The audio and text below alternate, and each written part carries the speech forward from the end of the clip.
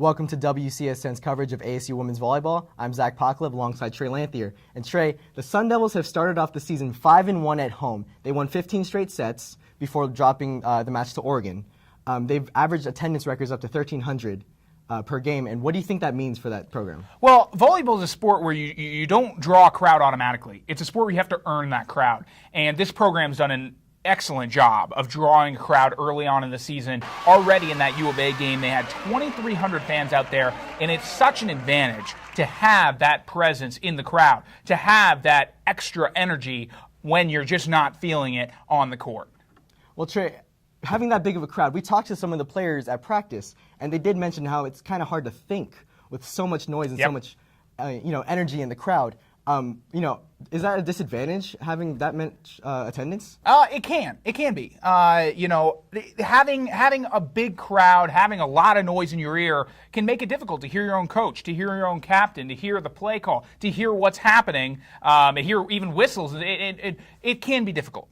But at the same time, it comes with its pros and cons. And I think the pros outweigh the cons in this case because you get so much energy off of a crowd that's roaring for every kill. When the other team is serving, especially when the other team's serving, you have this crowd buzzing in their ear, throwing them off guard. It's a huge advantage for ASU.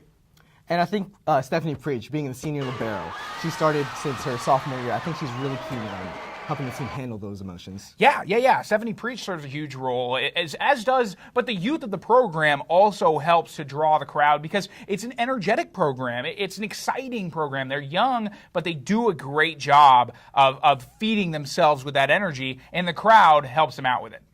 I agree. And it also helps that so many players are from Arizona. Yeah. We actually got a chance to talk to Coach Watson earlier today at practice, so we'll throw it to that right now. I think there are emotional connections, with little kids that come to camp who are coached by our kids that are on our team. They like to come. I think the community has seen people like Stephanie Preach and Jenny and now Macy. The volleyball community here has seen them grow up. And so I think there's just an affinity for those type of athletes. It's nice to know that that Wells Fargo is becoming this loud and hopefully difficult place in which our opponents come in and play. Well, they travel to Washington this week, and after that, they welcome the #1 USC Trojans into Wells Fargo Arena, and that's going to be a great, large, important match on a national scale.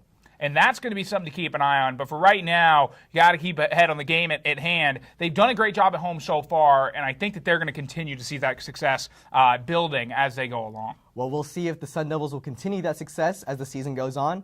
Thank you for watching WCSN's coverage of ASU Women's Volleyball. Alongside Trey Lanthier, I'm Zach Pacleb.